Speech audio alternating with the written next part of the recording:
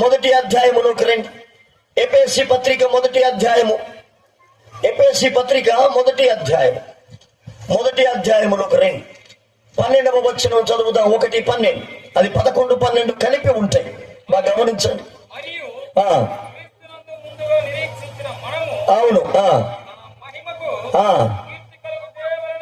తన మహిమ కనుక దేవుని మహిమకు కీర్తి కలుగ చేయవలనని దేవుడు తన చిత్త ప్రకారమైన సంకల్పమును బట్టి మనలను ముందుగా నిర్ణయించి ఆయన యందు స్వాస్థ్యముగా.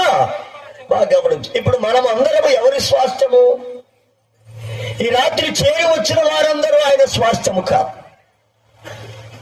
మానవుడిగా శరీరధారిగా ఈ భూలోకమునకు అనుదించినటువంటి మన వంటి మనుషుల పోలికలో లోకమంతా విస్తరించబడిన పాపమును పరిహరించుట కొరకే ఏ పాపము ఎరుగని ప్రభు, ఏ నేరము చేయని ప్రభు, శాపమునకు దూరముగా ఉన్నవాడు, పాపమును చేయని వాడు, పాపములో చేరక ప్రత్యేకముగా ఉన్న యేసుక్రీస్తు అనబడిన నారుడు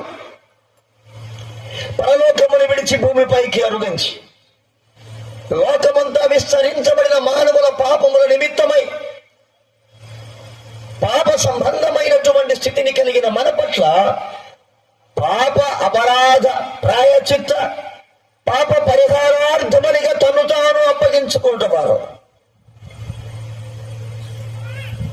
ఆయన శిలువ మరణ పునరుద్ధానమును బట్టి ఉచితముగా సిద్ధపరచబడిన ఆ రక్షణలో భాగస్వాములైన వారందరూ ఆయనలో ఏర్పరచబడిన స్వాస్థ్యము యేసుక్రీస్తు ముందుగా నిర్ణయించారు.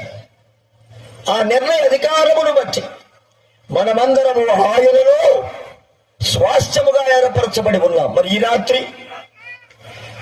రాత్రి చేరి వచ్చినటువంటి వీరందరిలో కూడా యేసుక్రీస్తుని ఎరుగని వారు అనేకులున్నారు. రేపేమి సంభవించునో నీవు నేను ఎరిగిన వారము కాదు. నేనేమి సంభవించునో ఎరిగిన వారము కాదు. ఈ రాత్రి వేళ ఈ 9:30 గంటల సమయంలో మనం ఉన్నాం. మధ్యరాత్రి ఉంది, వేకువ జాము ఉంది. ఒకవేళ ఈ రాత్రిలో వేకువలో ప్రభు వస్తే, బోర శబ్దం వినబడితే నీ స్థితి ఏమిటి ఒక్కసారి ఆలోచన చేయి.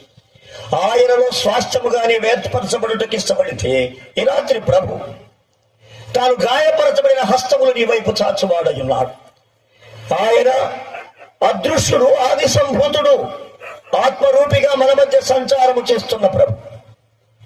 ఆయన సత్య స్వరూపం